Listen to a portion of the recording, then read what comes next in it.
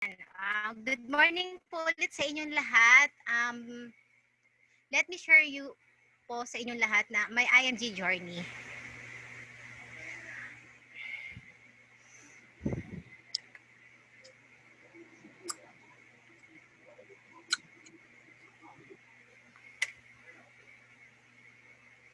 Ayan. Konting share lang po ko about my personal background.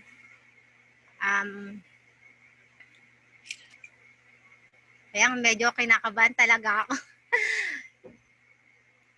Ayan. Ako po ay galing sa mahirap na pamilya. Hindi po mayaman. Okay po ba yung audio ko? Naririnig po ba? Yes, loud and clear. Ayan, thank you po. Ayan, hindi po kami galing sa mayaman na pamilya. And ayun po, ang aking mga magulang po ay dating factory worker. And yun po, parehas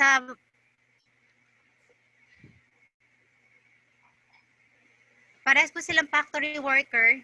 And yun po, ang masaklap po nun, dun sa company po na pinapasukan nila is nagsara po parehas. So, ang naging hanap buhay po ng pamilya namin and syempre yung padre de pamilya po namin is yun po, naging tricycle driver po.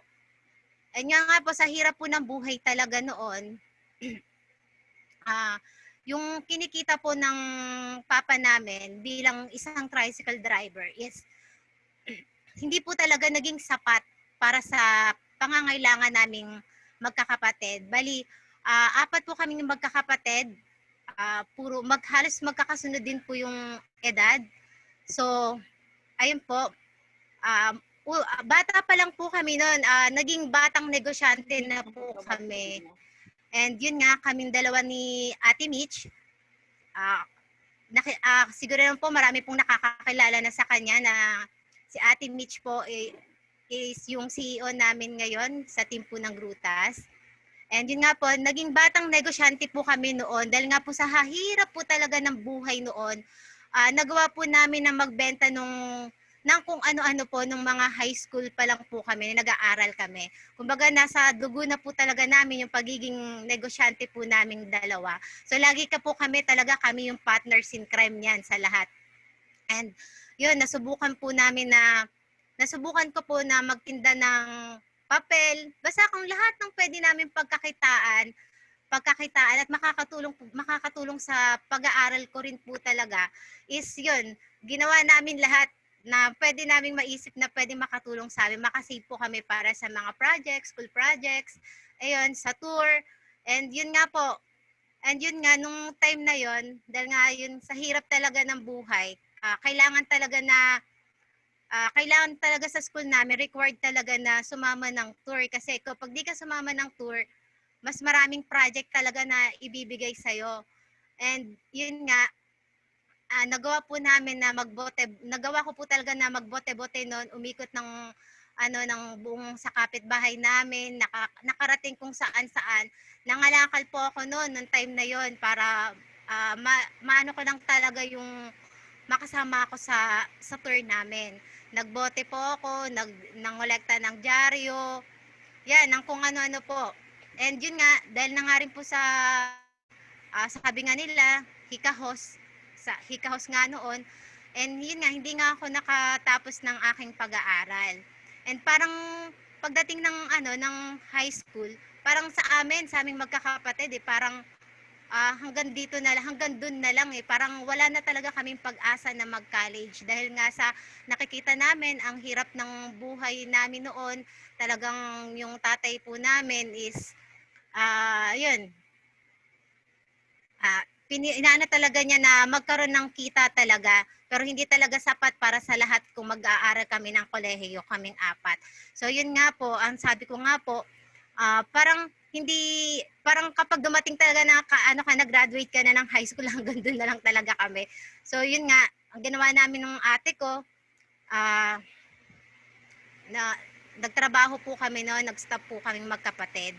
So kasi kami ni ate, kami talaga yung hanggang dikit niyan eh. Kumbaga talagang tumigil din talaga kami ng pag-aaral para makatulong na rin talaga sa mga magulang namin. And yun nga, yung sumunod sa akin na kapatid ko is graduate na rin ng high school. Siya hindi namin din mapiit na magtrabaho na rin kasi gusto rin talaga niya na makatulong din talaga. And ayun, ang naging trabaho ko dahil nga syempre high school graduate dito sa atin sa Pinas, 'di ba? Usually hindi ka na makakaano naman talaga ng position talaga na kumbaga ito yung mga naging trabaho ko, naging sales lady ako, cashier, naging service crew ng Jollibee. And yun nga, yung itong naging trabaho kong to, naging yung kapatid ko naman ding isa na yung bunso is sabi niya sa amin, ate, gusto kong mag-aral. Ayoko na katulad ninyo na hindi rin nakapagtapos ng pag-aaral. Sabi niya sa amin, kapag nakagraduate ako, kayo naman yung tutulungan ko. So kami ni ate, pinurshoot talaga namin na pagtapusin po talaga yung namin. Nag-give way din talaga kami para sa bunso namin kapatid. Kasi naawa kami kasi syempre, pag-graduate lang niya noon. And ayun, kitang-kita talaga namin yung pagpupursige niya talaga na na mag-aral talaga. And ako, nabigyan naman po ng pagkakataon din na yung college, yung kolehiyo ko. Ano po kasi, di ba? Yan, kaway-kaway yung sa mga service crew sa Jollibee.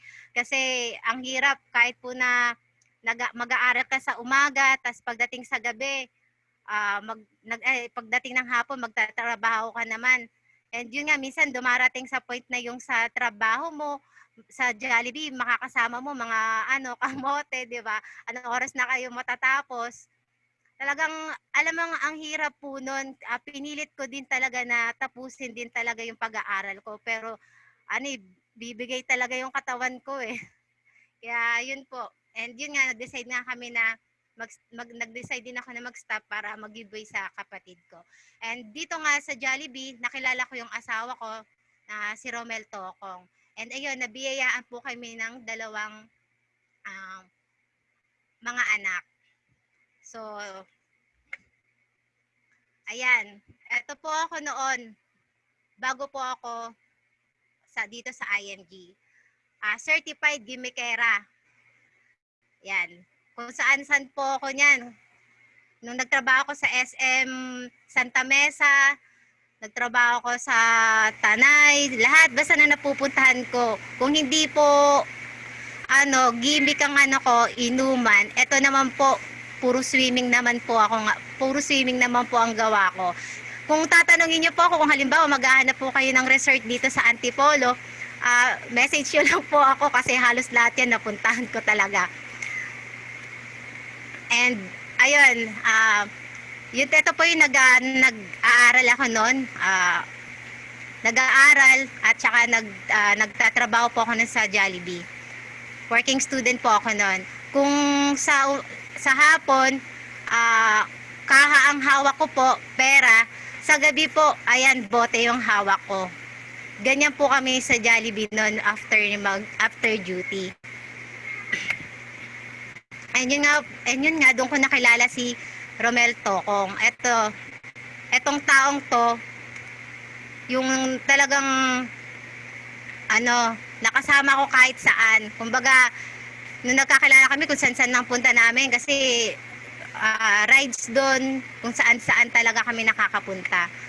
And yun nga, hindi man nagtagal, ayan, bago po kasi siya umalis ng kasi may schedule siya by talaga October, so na-move lang ng December talaga yung alis niya papuntang ibang bansa. Meron po talagang meron po talaga na offer na work siya abroad. So sabi niya sa akin noon, bago daw siya umalis, sabi niya niyaya niya na po akong magpakasal kasi bakit daw. Ayun, sabi niya kasi baka wala na daw siyang uwian na maganda. Sabi niya, maganda no? Sabi niya, yun talaga yung sabi niya sa akin. Kasi baka daw kasi pag uwi niya, wala na ako at meron na daw akong iba. So ayun, napilitan na po akong magpakasal sa kanya kasi nga na rin ako na wag nang humindi kasi 'di ba sino ba naman ako para magpaano pa 'di ba pakipot pa. So yun pinagbigyan ko na yung gusto niya na magpakasal kami. So syempre nga hindi naman po lahat happy-happy. And after 1 month po, ito po yung naging ano namin buhay mag-asawa. Wala pa pong isang buwan is ayan, naaksidente po kami sa motor na magkasama po kami. And ayun po, sa kasamaang palad nga po, yung mga nakakaalam po sa iba na si Romel po is isang PWD na ngayon dahil po sa aksidenteng to, nawala po yung buong left arm niya. Kaya yon, sabi niya nga hindi na nga siya mangangaliwa kasi yun nga, never na siya mangangaliwa kasi puro kanan na lang yung gagamitin niya. So, ayun po, ang dami pong naging struggles na dahil sa nangyaring to. And dito ko po talaga na anuhan ng kung gaano ka importante po na magkaroon tayo ng healthcare. Kasi nung time pong to, nung time na to, ang hirap kasi halos 3 buwan po siya na nasa ospital noon. And yun nga, naranasan ko rin po mismo na yung matutulog ka mismo sa ospital, sa hallway. And yun, hindi ko po akalain na darating din sa point talaga na mararanasan din po talaga namin na humingi ng tulong kung kani-kanino dahil nga po, syempre, wala po talaga kaming naging ipon kasi after nung kasal namin, hindi pa kami sa mga ginastos namin. Tas ito, dumating naman itong napakalaking pangyayaring to sa amin. At talagang nagkabaon-baon po talaga kami. And yun, ang hirap din po bilang asawa ni Romel kasi hindi ko rin po mailagay yung sarili ko na ayun, yung gusto ko ipakita yung lahat po ng suporta sa kanya kung ang hirap po kasi timbangin dahil syempre sa nangyari sa kanya, 'di ba? Na ano po, na yun nga, yung ano ba yung nararamdaman niya. Ang hirap po na kasi minsan aakuin ko yung trabaho niya. Sige, ako na lang yan. Ako na lang gagawa niyan. And hindi ko po pala naisip na yung feeling niya na parang ang nangyayari, ang dating sa kanya is parang pinapakita ko sa kanya na parang wala na siyang silbi. Parang ganun. Parang hindi ba niya kayang gawin na kahit isa lang yung kamay niya, ganun. Parang hindi ko na yun na pala yung nararamdaman niya. So, ayun, nag-usap po kami about dun sa niya na nararamdaman niya and ayun, sinamahan ko talaga siya, sinuportahan ko po talaga siya sa oras na yon. Talagang pinakita ko sa kanya, pinaramdam ko sa kanya na kahit anong mangyari, hindi ko siya iiwan. Kahit na anong mangyari, isusupport ko talaga siya sa pinagdadaanan niya hanggang sa makamove on siya. And ayun nga po, dahil nga po sa nangyaring to sa amin, parang, ayan, loan dito, loan doon. Kumbaga, halos puro utang po talaga kami dahil nga sa nangyari na aksidente sa kanya. Ang laki po ng naging hospital bill namin. So, hindi ko po alam kung saan kami talaga lalapit noon kaya ayun, nagkautang-utang po talaga kami. And dahil nga sa ako, regular po ako yung employee noon, halos ganito po yung rat race cycle ko. Paulit-ulit lang po, papasok po ako sa umaga, magtatrabaho, sasahod, magbabayad ng utang, papasok ulit, gano'n.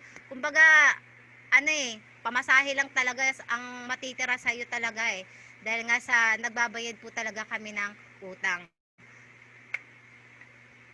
And paano ko po ba hinarap tong ganitong mga challenge na to? Ayan po, nung nagkaroon po kami ng panganay na anak, ito po yung naging naging reason ko. Sabi ko, ganito na lang ba palagi ang magiging namin? Na paulit-ulit lang, na ganito yung mangyayari, magbabayad ng utang, walang ipon. Parang nakakapagod din talaga. Pero nung dumating tong panganay po naming anak, talagang siya yung isa sa naging strength ko talaga. And paano ko po ba yung challenge na to? Ayan, nag-resign po ako sa trabaho. Dahil imagine po, sumahod po ako ng 2.5 sa isang ano po. And wala po talaga natira. Look, ano po, negative pa po para sa pamasahe ko. Eh ano pong gagawin ko? Mangungutang na naman po ako para sa pamasahe ko. And yun nga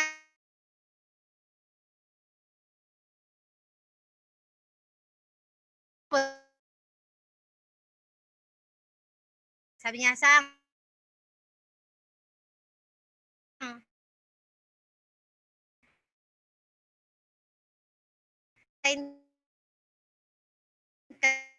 ka na.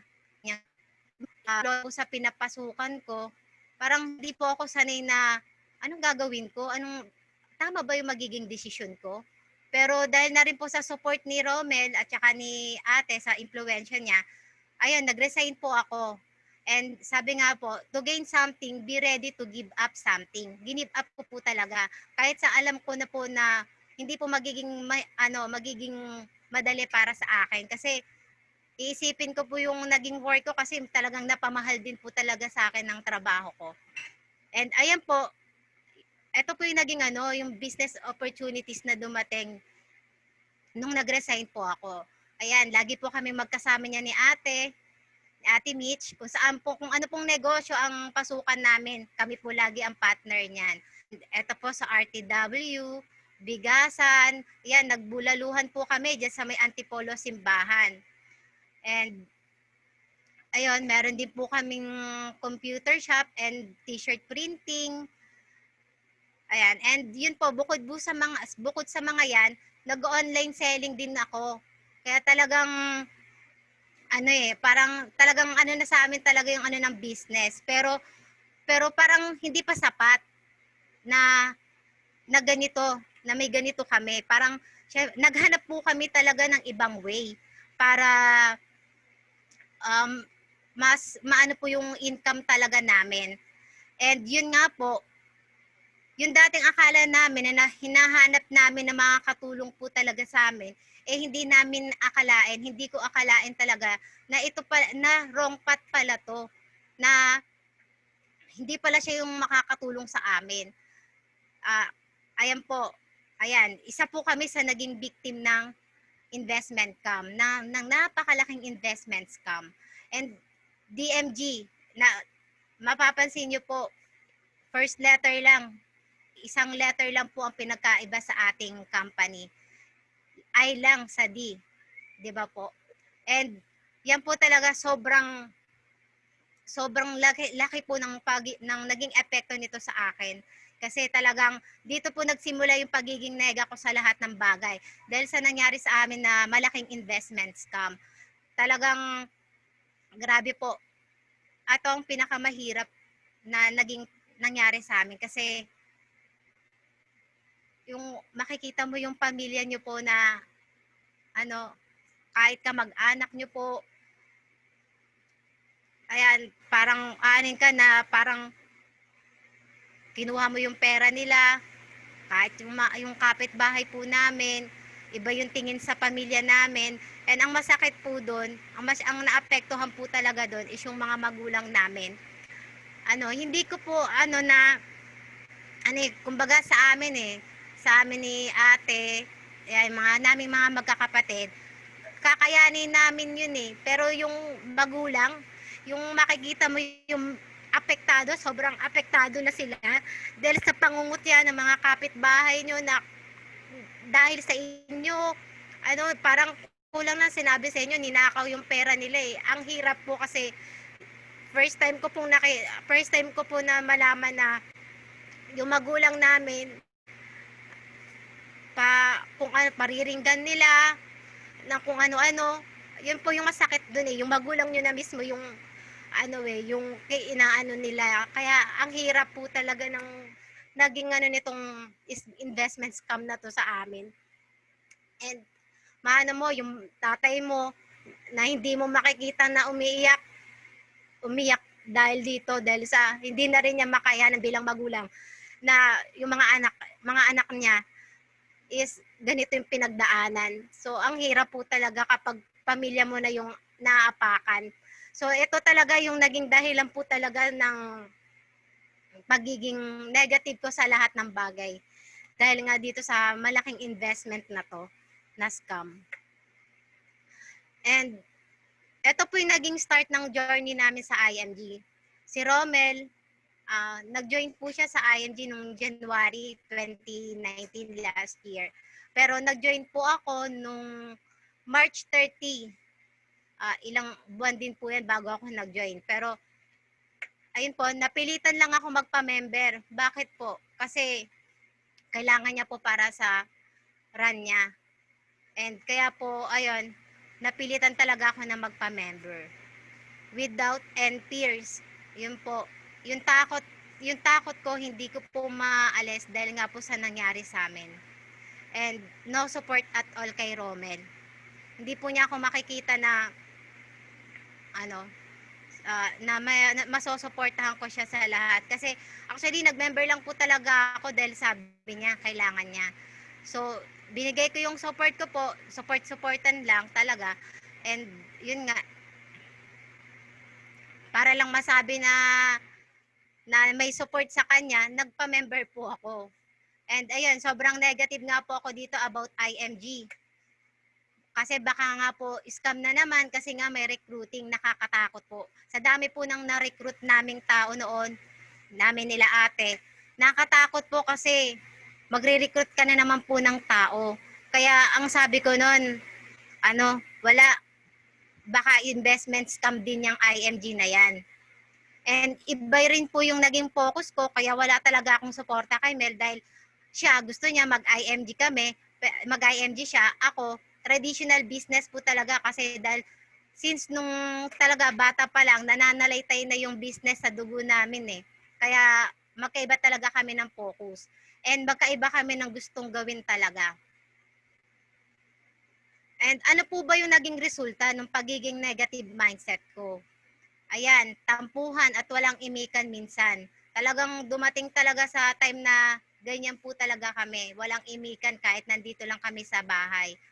And ayan, nag-aaway na rin. Dumating na rin po yung point na nag-aaway na kami at ni Ate Mitch. Kasi paano ba naman po, halos mabingi-bingi na ako sa kanila. Pag nandito sila, wala sila sa office, mag-uusap sila tungkol sa IMG, ganyan-ganyan. Tapos pag uwi naman po nila pag galing IMG, andun pa lang sila sa may pintuan, narinig ko na, IMG na naman usapan. Tapos, nila, Sam, sasama ka na kasi sa amin, ganyan. Lagi nila akong pinipili. Tapos, talagang, ayan, nag-away talaga kami rin yan ni ate. Kasi, niyayaya ko po talaga siya na mag-business. Ang sabi niya sa akin, focus na nga daw siya sa IMG. And, ayun, talaga pong, naano na ako sa kanila kasi bukang bibig nila, IMG. And apektado na rin po yung IMG goals ni Romel. Kasi dahil nga sa pag-aaway namin, kung ano-ano na rin minsan po yung nasasabi ko dahil sa pagiging negative ko about sa IMG. And hindi rin naman po nila rin ako masisisi dahil nga sa nangyari sa amin. And dahil nga nun, walang production and walang focus. Sabi ko kay Romel nun, hindi ka naman diyan kumikita sa IMG, bakit pa ako sasama sa inyo? Sabi ko gano'n sa kanila. And ayun, dahil nga dun sa sobrang apektado na rin si Romel, bihira na rin siya magpakita sa office kasi bakit po? Hindi ko siya binibigyan ng pamasahe. Sabihin niyo na po na talaga.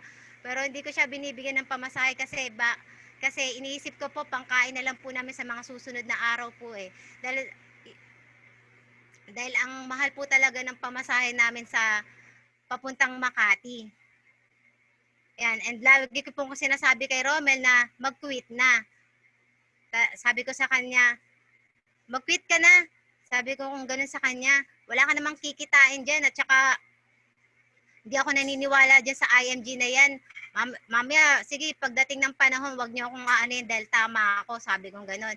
Na investment scam din yung IMG na yan. Sabi ko, isang letra lang, ganun din mangyayari diyan, sabi ko ganun sa kanila. Kaya talagang ano yung grabe yung pag-aano ko sa kanya na mag-quit na talaga. And eto nga po, yung start talaga ng real IMG journey ko.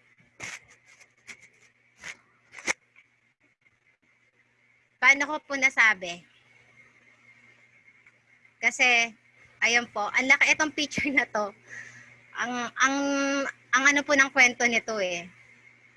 Dahil kasi nga nun, ang ano ko talaga, ang focus ko talaga nun is kumita para na rin sa pangang araw-araw. Bukod po sa mga online ano namin at saka business, naging ano rin po kami, yung nagbebenta ng mga pasalo, cars. Ayan, nagbebenta po kami ng sasakyan. And sa ano na rin po ni Kuya Mark yan, Kuya Mark na talagang negative noon din yan. Siya po ang nagdala rin sa akin diyan, nagturo sa akin yan ng ano yan, online na ginagawa namin. Pagbebenta ng sasakyan.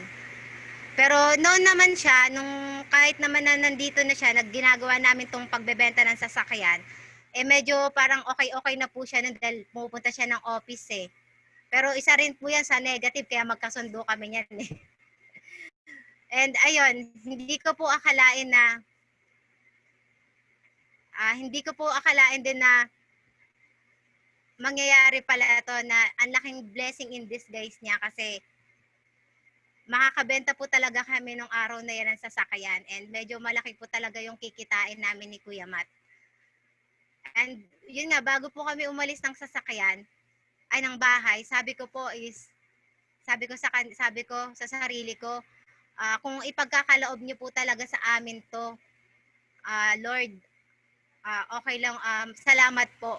Pero kung hindi po talaga para sa amin to, kasi iba yung kutob ko talaga eh, parang basta iba yung nararamdaman ko nung araw na umalis kami ng bahay.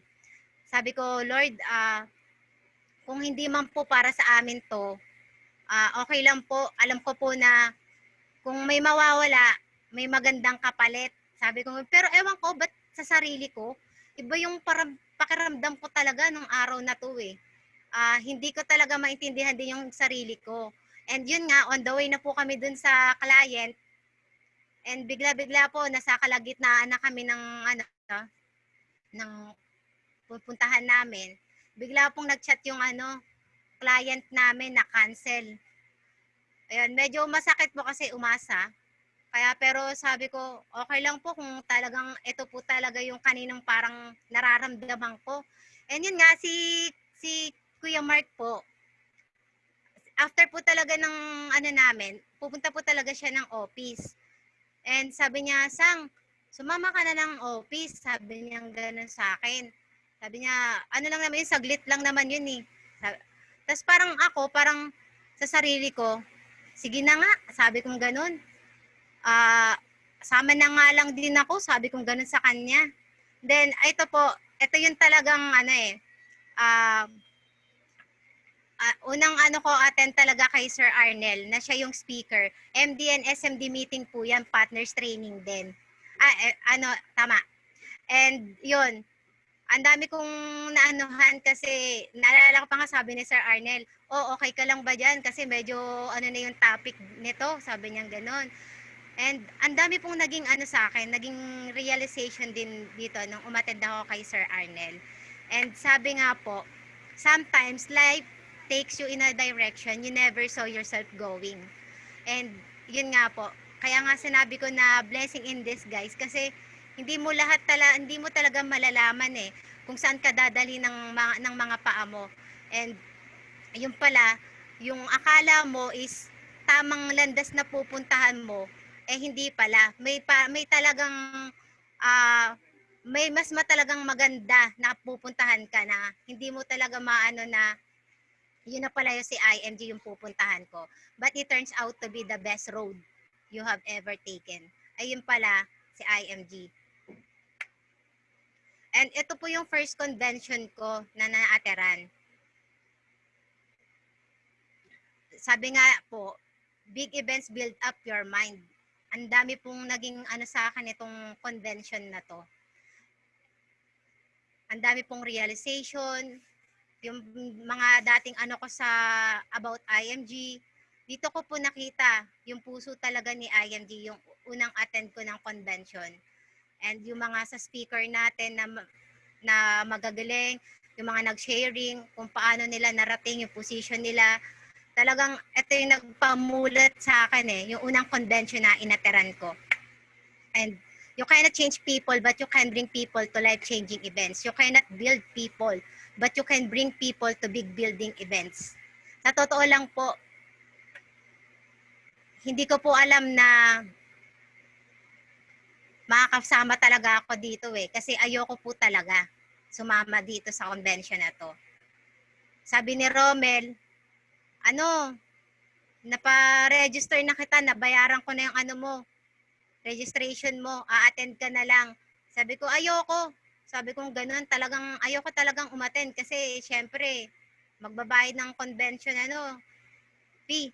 Sasabi ko, maglalabas na naman ng pera. Ganun. Maglalabas na naman ako ng pera. Kumbaga, parang pangkain na namin yun eh.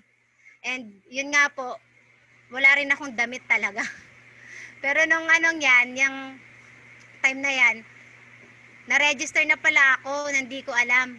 And ayun, may damit na rin pala akong susuotin. Kumbaga parang sa akin, no choice na ako na umattend kasi sayang eh. Inisip ko sayang yung pinang-register sa akin, kaya sabi ko attend na lang ako. And ngayon ko lang din po nalaman na yung po palang pinang-register ni Mel, inutang po pala kay ate na hanggang ngayon, hindi pa pala namin nababayaran. Ngayon ko lang po talaga nalaman na inutang pa po pala nila yun. Nagsabuatan silang dalawa para lang maka-attend po talaga ako ng convention. And yan, ano po ba yung naging resulta ng pagiging positive mindset ko nang dahil sa convention? Ayan, na-promote po ako bilang marketing director. And August po, nag-run po kami ng senior marketing director. Natapos po namin siya ng August and na-award po kami sa Macau. And perks and privilege po bilang isang IMG member. Ayan, medyo natuto na po ako na maging financial educator. And ayun po, na-invite din po kami sa Radyo Agila ni Ma'am May. And ayan, isa sa natin yung IMG Benefits number 26. Ito po yung first travel ko sa Macau talaga na masasabi ko napakasaya talaga dahil sinulit po namin talaga puntahan yung mga pasyalan po talaga. And syempre, bonus lang po yan eh. Ang talaga pong natin talaga yung matutunan mo talaga sa convention. And makakasama mo yung mga big three, yung mga great leaders natin, yun po yung talagang napakasaya. And bukod po doon, I found new family po. Ito po talaga yung pinakagusto ko. Dito ko po nakilala ang Pablo family. And talaga iba talaga yun kapag magsi-sharing kayo. Mas makikilala niyo yung bawat isa. Ito yung pinaka the best talaga na ko talaga dito nung unang travel namin. And ito, yung Taiwan convention namin, kunyari, pero hindi po yan natuloy dahil nga po sa ng COVID-19. So dito yan sa SMX po. And ito po yung picture namin na to. Dati po dalawa lang kami ni Romel. And nung convention na to, nung February, kasama po namin yung mama ni Romel, yung mama namin. Ayan, yung support niya talaga din sa aming mag-asawa. And ito yung buong Team Grutas po. Ayan, kung mapapansin niyo po yung picture ko, hindi ko alam kung saan ako nakatingin yan pero iba po talaga yung nagagawa sa akin ng convention. Lumilipad po yung isip ko diyan kung ano-ano po yung naiisip ko. Masyado po akong na-motivate po talaga niyan. And etong team na to, yung isa naging inspirasyon ko, ang Team Grutas. Ang laki ng naging motivation sa akin. Dahil sabi ko po noon is, solo lang kami noon ni Romel. Pero makikita niyo po, ito yung team nila ate. And si Raymond, team nila Raymond Barkin, ni Tita Arlene. Sila may mga kasamang team, pero kami, ni Romel, kasama namin si Mama. Pero nung mga una, kami lang talagang dalawa. So, yun po. Nasabi ko noon din sa convention na to na magkakaroon din ako ng ganitong team balang araw. And sabi ko, hindi ako papayag na ngayong darating na convention is kami na naman yung magkakasamang tatlo. And ayan po, dahil po sa convention na yan, nung February convention, nagpa-picture po ako sa mga green jacket. Ayan, si Sir Kiko po, Ma'am Shirley, si Sir Dante, yan yung mga great leaders po natin and yung mga big three. Talagang hindi ko po talaga pinalagpas yung pagkakataon. Actually, mahihain po ako niyan. Pero dahil po sa kagustuhan ko po talaga na magpa-picture sa kanila, ayan, kay Sir Benz po, kay Ma'am Peli, kinapalan ko po yung mukha ko talaga Lumapit talaga ako sa kanila isa-isa. And kasi, before po kasi niyan, talagang inano ko parang, sabi ko gusto kong maging katulad din nila balang araw. And yun nga po yung awarding na yon, natatandaan ko. Iba yung pakiramdam ko noon may mga ina-award na ng green jacket. Kumbaga parang nag-visualize ko na na sabi ko, aakyat din kami sa stage na yan ni Romel and a-awardan din kami ng green jacket sa isip ko po. Sabi ko noon, i-declare ko yan sa isip ko talaga, sa sarili ko na magiging ganyan din kami balang araw. And ayun po, hindi po naging ganun kadali talaga yung journey namin dito sa IMG. Dahil puro rejections, criticisms, talagang hindi madali. Dahil na rin yun sa mga rejection yan, napanghinaan din po talaga kami ng loob. Talagang parang minsan inaano namin na tutuloy pa ba tayo? And ayun po, financial struggles, talagang apektado po talaga kami ito kasi talagang walang-wala na rin po talaga, and kahit sa pamasahe ni Romel, hirap din po talaga yung makapunta kami sa office. And nawalan po talaga kami ng focus. As in nakatulog. Pati po yung mga naging member po namin noon, and kami na rin, talagang as in literal po, talagang nakatulog po talaga kami. Wala po talagang production. And almost quitting po. And yun nga po, talagang bihira na lang po kami magpakitang mag-asawa sa office kasi dahil na nga rin sa financial struggles, and syempre parang nakakahiya na kasi wala kaming production mula nung na-promote kaming SMD.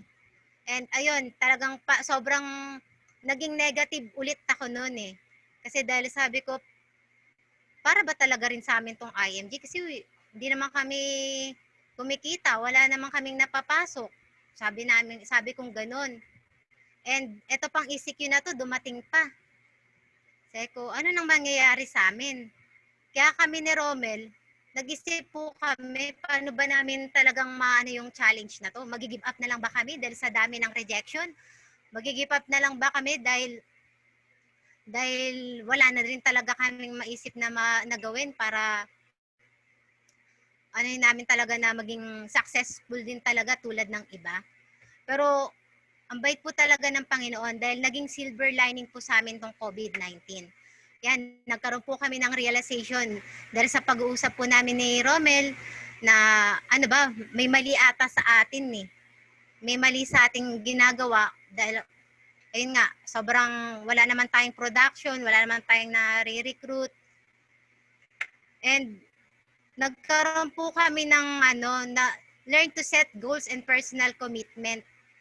Nagkaroon po kami ng goals sa buhay namin and personal commitment. Dati sinasabi po ni Romel sa akin noon, inaano niya sa akin, lagi niya ako minomotivate noon dahil nga sobrang negative ako. Sabi niya, ah, eto lang IMG yung makakatulong sa atin.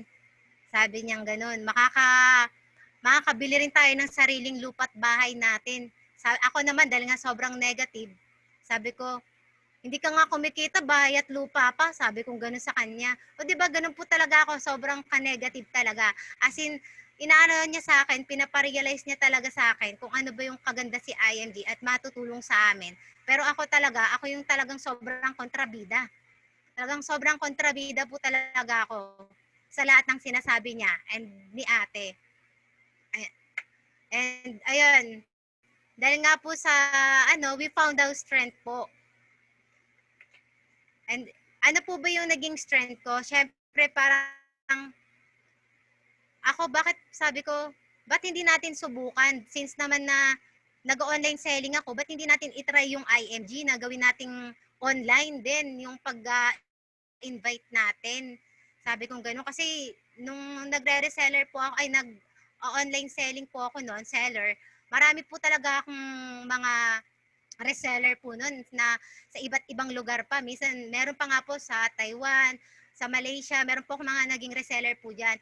And ayun, sabi ko kay Romel, bakit hindi natin subukan na gawin din natin since lockdown naman, hindi naman tayo makakalabas. Ba't hindi natin gawin na lang na ganun din? Sabi ko, try ko. Sabi kong ganun, na mag-post ng mag-post. And ayun, bumalik yung focus namin. Dahil nga nakapag-set na kami ng goals, nakakapag-usap na kaming mag-asawa. And yun nga, kumbaga parang hindi ka lang pala talaga basta magre-relay lang sa sa kinikita mo lang eh. Kailangan talaga may gawin ka pa talagang iba. And dahil nga nung nag-lockdown nga, humina yung online ko noon eh. Kaya kumbaga parang eto na eh, ang tagal mo nang binibigay sa iyo, ba't hindi mo na i-grab, parang ganoon eh. And ayun, puro follow up ang ginawa namin. Lahat ng mga dati na ina-contacts namin, even yung mga friends, relatives, kahit na may rejection na nireject kami before, ayun, follow up pa rin ang ginagawa namin. And yung daily post on Facebook, yan po yung ginawa namin. And nag-post po kami sa mga iba't ibang groups. Yung ginagawa ko po noon na nag-online ako. And strong meeting mentality. Kung noon po, hirap na hirap kaming pumunta ng office dahil nga po sa pamasahe na rin. And syempre, lalo na sa leaders call po, ang aga po noon, 'di ba, pag sa office. Pero dahil nga po sa sitwasyon natin ngayon, ayan, nagkaroon po kami ng stronger mentality dahil ba't pa wala, ano pa yung reason? Bakit hindi pa kami kailangan maka-attend? Online na. Hindi na namin kailangan ng pamasahe, di ba? And nagkaroon na ako ng totoong suporta sa asawa. Kasi noon talaga supportan lang ako, masabi lang na nakasupport ako eh. And ayan talaga po, yung teamwork naming mag-asawa talaga. Yun yung naging ano ko sa kanya. Mula nung nagsumuporta po talaga ako sa kanya. And sabi nga po dito, your spouse should never have to face any struggle without your full partnership, encouragement, and support. Yun po. Ito po yung naging realization talaga na bakit hindi ko nagawa noon to na suportahan siya simula pa lang. Ito po yung masakit eh. Sinuportahan ko siya nung time na aksidente siya. Lahat pinakita ko po talaga sa kanya kahit na ang hirap kasi hindi mo malagay yung sarili mo kung naintindihin siya dahil na rin 'di ba sa nararamdaman niya. Ang hirap po na sa kanya yon yung suporta. Pero bakit dito? Yung lagi niya ine-explain sa akin na ito yung makakatulong sa atin. Dito tayo makakapagpatayo ng lupa't bahay. Basta ito yung magiging natin na mga kinabukasan din ng mga anak natin, makakatulong sa atin. And yun nga rin po, sa kapatid ko, hindi lang sa spouse ko kay Romel, kay Ate Mitch po na simula't sipul talagang hanggang dikit kami niyan. Pero anong nangyari? Hindi ko sila sinuportahan. Hindi kaagad ako naniwala sa kanila.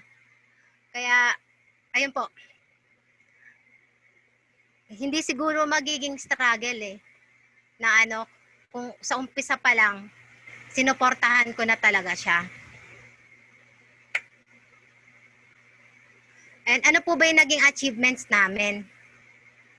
Nung naging positive mindset po ko. Ayan, makikita nyo naman po from September to February, zero production po talaga kami and negative income. Talagang wala po talagang na-promote kami mula ng SMD. Wala po talaga kami naging production. Yung mga naging member din po namin noon, unti-unti rin po noon nawala rin po silang lahat.